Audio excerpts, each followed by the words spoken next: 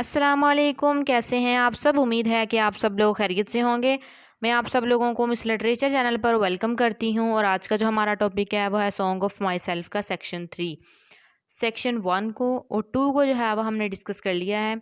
अगर आप लोगों ने वो वीडियो नहीं देखी तो आपको उनका लिंक जो है इस वीडियो को डिस्क्रिप्शन में मिल जाएगा। वीडियो को स्टार्ट करने से पहले मैं थोड़ा सा आपको इंट्रोडक्शन दोबारा दे दूँ सॉन्ग ऑफ माई सेल्फ का।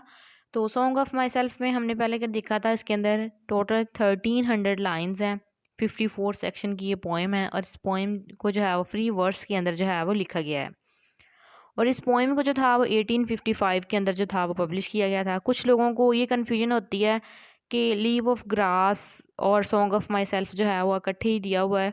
तो लीव ऑफ ग्रास जो है वो एक कलेक्शन ऑफ बुक है जिसके अंदर जो है वो सॉन्ग ऑफ माई सेल्फ को जो है पब्लिश किया गया था। फर्स्ट टाइम जब इसको पब्लिश किया गया था लीव ऑफ ग्रास को, इसके अंदर 12 पोइम्स थी। देन जो दोबारा इसको रिपब्लिश किया गया तो इसके अंदर 400 पोइम्स जो थी वो ऐड की गई थी। अब जो है वो पोएम के टेक्स्ट को जो है वो स्टार्ट करते हैं सेक्शन 3 के। I have heard what the talkers were talking, the talk of beginning and the end। अब यहाँ पे पोइट क्या कह रहा है कि मैंने जो था वो सुना था। क्या सुना था? टॉकर से सुना था कि वो बात करते थे हमेशा किस बारे में? हमेशा वो बात करते थे बिगिनिंग की और एंडिंग की। और टॉकर्स कौन है यहाँ पे? क्रिटिक्स हैं, पॉलिटिशियंस हैं। वो बात जो लोग हमेशा जो है वो बिगिनिंग की, एंडिंग की। अब यहाँ पे जो बिगिनिंग और एंडिंग वर्ड यूज़ किया गया है ना, ये हमारे पास्ट के बारे में, हमारे फ्यूचर के बारे में बात कर रहे हैं। कि अगर हम देखें जो क्रिटिक्स थे, जो पॉलिटिशियंस थे, राइटर्स कह लें, तो वो क्या थे? वो अपनी राइटिंग के अंदर जो थी ना, उन्होंने हमेशा जो थी वो पास्ट की बात की थी। मतलब जब से दुनिया जो है वो कह लें कि बनी थी, तब से उन्होंने जो थी वो वाली बातें स्टार्ट की, मतलब हमारी हिस्ट्री की बातें की।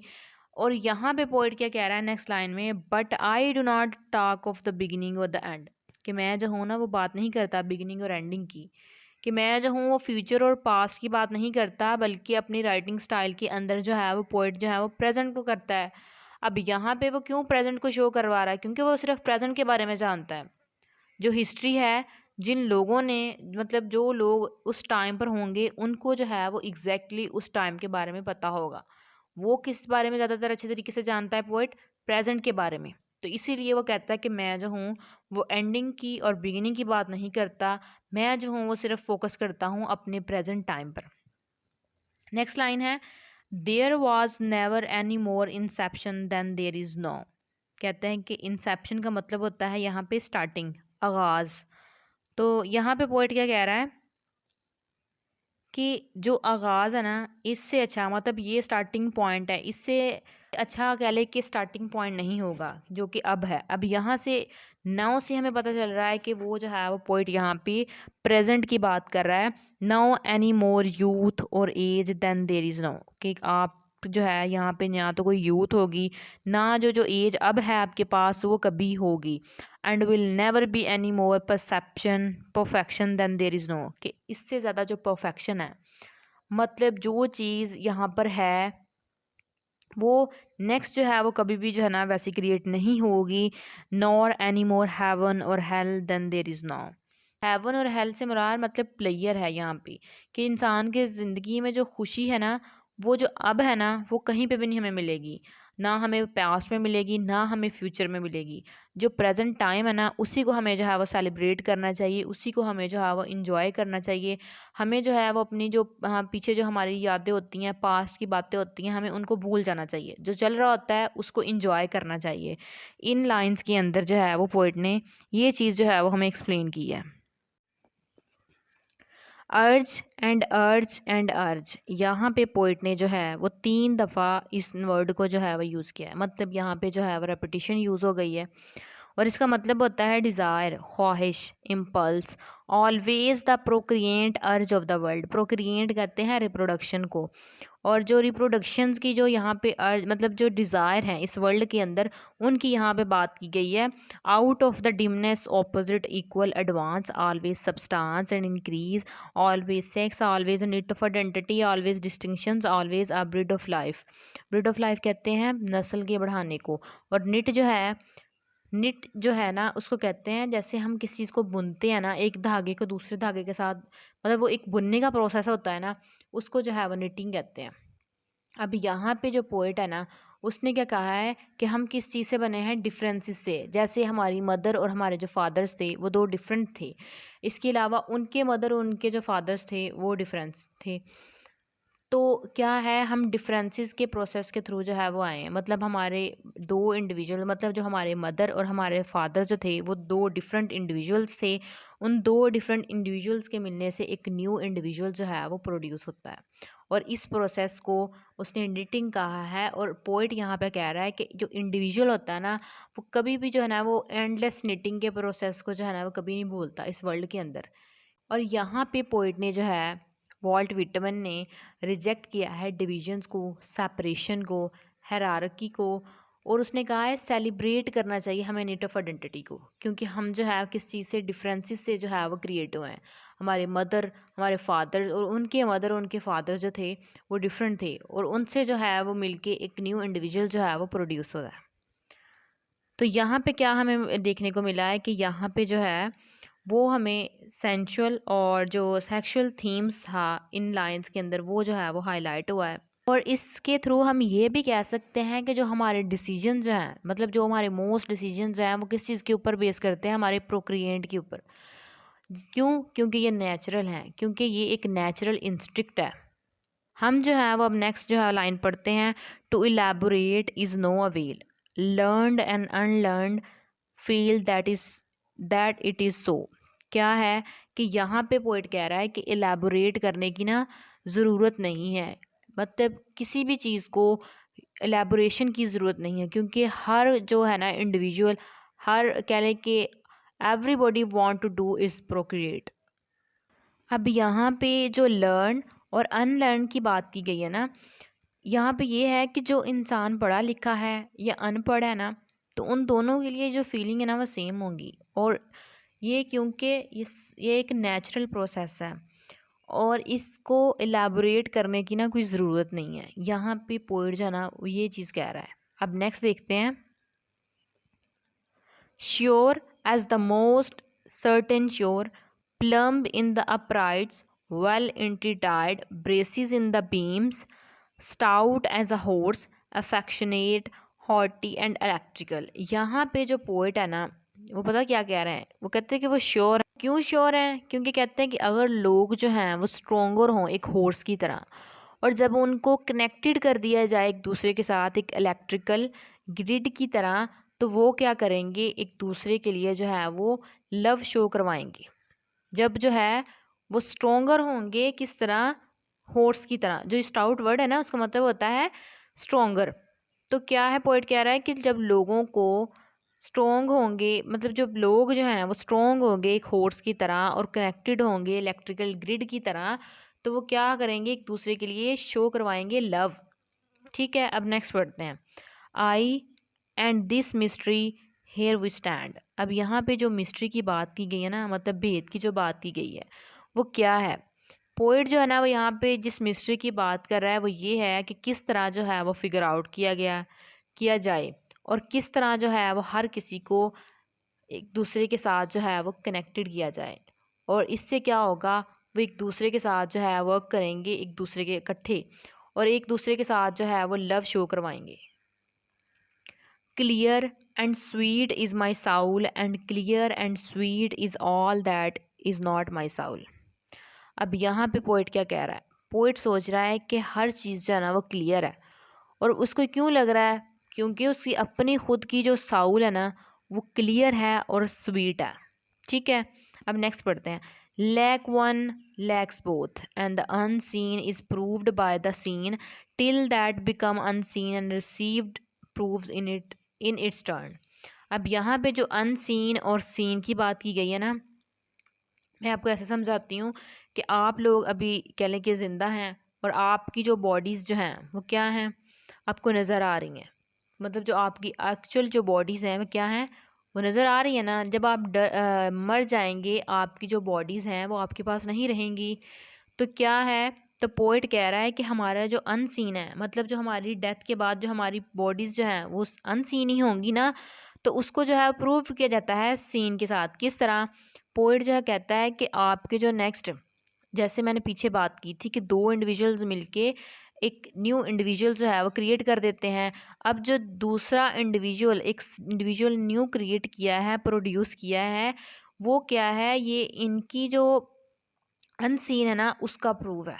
ठीक है, आप लोगों को समझ लग गई होगी कि जो फॉर एग्जांपल जैसे हमारे जो grand mother and grand father हुआ करते थे, तो वो क्या थे, वो हमारे मदर एंड फादर्स की जो है ना वो सीन का प्रूव है, कि वो जो हैं वो प्रूव हैं कि वो उनकी वजह से थे। बन जो है ना वो उस चीज़ को रिजेक्ट कर रहे हैं कि हमारी बॉडीज़ नहीं रहेंगी, हमारा कोई नामो निशान नहीं रहेगा बाद में। तो उस चीज़ का जो कह लें कि वॉल्ट विटमैन जो है ना वो इन लाइंस के अंदर प्रूफ दे रहे हैं कि अगर हम हमारी बॉडीज़ जो हैं वो चाहे अनसीन हो, लेकिन हमारे जो नेक्स्ट मतलब जो उनके नेक्स्ट जनरेशन्स है वो उनके सीन का कह लें कि प्रूव होगा।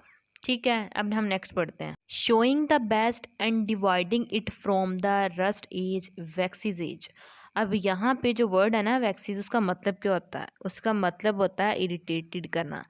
अब यहाँ पे एक वर्ड मीनिंग तो ये भी बनता है कि पोइट जो है ना वो हमें बेस्ट वे जो है ना वो शो करवा रहा है, लेकिन जो असल इसका मीनिंग है ना वो ये है कि यहाँ पे जो वॉल्ट विटमैन वो कह रहे हैं कि हम जो है ना वो सिर्फ किस चीज़ की तरफ देखते हैं, अच्छी चीज़ों की तरफ, जो बुरी हैं उनकी तरफ नहीं देखते, जिसकी वजह से हम अपने आप को जो है ना वो इम्प्रूव नहीं कर सकते। देखिए उसने कहा है ना कि ये जो है हमें इरिटेशन का, यहाँ पे जो वर्ड इरिटेटेड करता है कि हम जो है जब हम हर चीज़ को अच्छाई की तरफ सिर्फ देखेंगे और अच्छे की उम्मीद रखेंगे, तो बुरी की जो है वो उस चीज़ को एक्सेप्ट नहीं करेंगे, तो हम किस तरह अपने आप को इम्प्रूव कर सकते हैं। फॉर एग्ज़ाम्पल मैं आपसे कह दूँ कि आपने जो है वो हमेशा ये कह लें, हमने बड़ी बड़ी उम्मीदें लगाई होती हैं अक्सर, लेकिन वो उम्मीदें जो है ना वो अक्सर पूरी नहीं होती हैं, जिसकी वजह से हमें जो है वो डिप्रेशन कभी कभी हो जाता है, कभी कभी हम जो है बड़े इरिटेट हो जाते हैं। तो यहाँ पे भी पोइट वही बात कर रहा है कि हम जो है वो हम सिर्फ किस चीज़ को देखते हैं, बेस्ट को, और जो रस्ट होता है मतलब बैड थिंग्स जो होती हैं उसको जो है वो नहीं देखते, और जिसकी वजह से हम अपने आप को जो है वो कभी भी इम्प्रूव नहीं कर सकते। नेक्स्ट है knowing the perfect fitness and equanimity of things while they discuss I am silent and go bath and admire myself. अब यहाँ इक्वानिमिटी का वर्ड यहाँ पे जो यूज़ किया गया है उसका मतलब क्या है? उसका मतलब होता है काल्मनेस। मतलब पोइट यहाँ पे कहता है कि परफेक्ट फिटनेस को जानते हुए और कामनेस जो है जिन चीज़ों के अंदर, वो फिर भी जो है वो उन चीज़ों को डिस्कस कर रहे हैं। तो वो कहता है कि मैं जो हूँ वो साइलेंट हूँ, और मैं जो हूँ वो बात लेने के लिए जा रहा हूँ, मतलब नहाने के लिए जा रहा हूँ, और अपनी जो है अपने आप की जो है वो तारीफ़ करने लगा हूँ। कम is every organ and attribute of me and of any man hearty and clean। अब यहाँ पे पोइट क्या कह रहा है? यहाँ पे जो कहा है वो अपने हर ऑर्गन्स को, मतलब अपने हर अज़ू को, जो उसकी बॉडी का है ना उसको जो है वो वेलकम कर रहा है। इस और साथ ही जो है वो अपनी जो उनकी उसकी जो साउल है ना उसको भी जो है वो वेलकम कर रहा है। और हर वो आदमी जिसकी जो हार्ट और जो साउल है ना वो क्लीन है ना उसको जो है वो कह रहा है वेलकम कर रहा है। Not an inch nor a particle of an inch is vile and none shall be less familiar than the rest. अब यहाँ पे जो वर्ड है वाइल, उसका मतलब क्या होता है? वाइल का मतलब होता है अनप्लीजेंट, एक्सट्रीम किस्म का अनप्लीजेंट जो होता है ना उसे कहते हैं कि एक इंच भी नहीं, और एक पार्टिकल जो है एक इंच का वो भी क्या है, वो अनप्लीजेंट जो है ना वो नहीं है। And none shall be less familiar than the rest. अब यहाँ पे क्या था, जब पीछे हमने देखा कि जो पोइट है ना अपनी बॉडी को जो है ना वो वेलकम कर रहा है। अब यहाँ पे पोइट क्या कह रहा है कि जो उसके तमाम पार्टिकल्स हैं ना उसकी बॉडी के, वो क्या हैं, फ्रेंडली हैं और गुड हैं, और वो जो है वो हर पार्ट को जो है मतलब उसकी जो बॉडी का हर पार्ट है ना वो उसको जो है वो उससे जो है वो फेमिलियर होगा। नेक्स्ट है I am satisfied I see dance laugh and sing. यहाँ पे जो पोइट है ना वो क्या कह रहा है, मैं खुद से जो हूँ ना वो सेटिस्फाइड हूँ। क्या है, पोइट जो है वो सिंगिंग कर रहा है, हंस रहा है, डांस कर रहा है, और क्या है वो देख रहा है। अब यहाँ पे जो जब इंसान क्या होता है, जब इंसान इंटायरली तौर पर खुश होता है तो वो क्या करता है, सिंगिंग करता है, लाफ मतलब हंसता है, डांस करता है। जो पोइट यहाँ पे कह रहा है जो मैं कर रहा हूँ ना मैं उससे खुश हूँ। As the hugging and loving bedfellow sleeps at my side through the night. अब यहाँ पे कह रहा है कि जो बेड फेलो है, मतलब यहाँ पे गॉड को जो कहा जा रहा है कि जो गॉड है ना वो नाइट को मतलब रात को जो है ना वो पोइट के साथ जो है ना वो उसके साइड पर जो है वो सोता है। और withdraw at the peep of the day with stealthy tread. और यहाँ पे पोइट कह रहा है कि जैसे ही दिन का आगाज़ होता है ना तो वैसे ही जो है ना वो गॉड मतलब जो बेड फेलोज है ना वो जो है वो खामोश चाल के साथ जो है ना वो वहाँ से चला जाता है। स्टील तो कहते हैं खामोश को, तो खामोश चाल के साथ जो है वो वहाँ से चला जाता है। Leaving me baskets covered with white towel swelling the house with their plenty.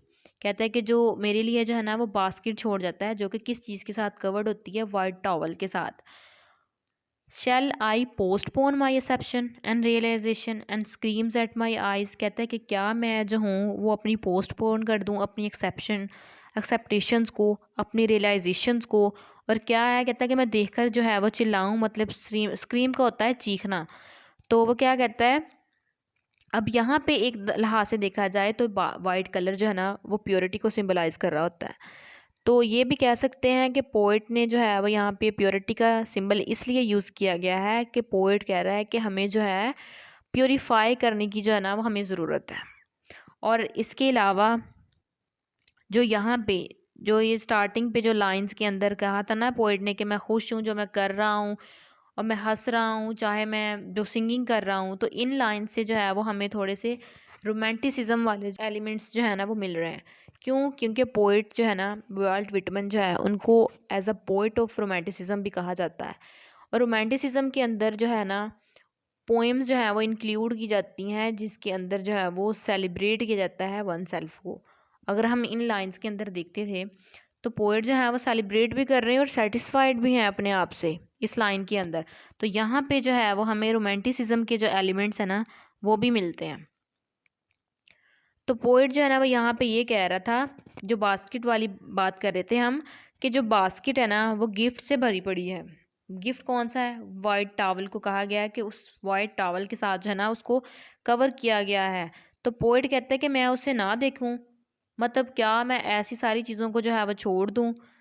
अब पोइट यहाँ पे क्यों कह रहा है, सोसाइटी जो है ना वो हमें क्या करती है, फोर्स करती है कि हम जो है ना वो अनइम्पॉर्टेंट जो अर्थली थिंग्स है ना उनको देखें, इसकी बजाय कि हम जो डिवाइन चीज़ें हैं जो हमें कह ले कि जो नेचुरली तौर पर जो हमें प्रोवाइड की गई है ना उसको देखने की बजाय हम जो है ना वो अर्थली अनइम्पॉर्टेंट थिंग्स जैसे कि मनी होगी, ऐसी कोई चीज़ें जो है ना उन पर जो है वो हम रिलाई करना स्टार्ट कर देते हैं।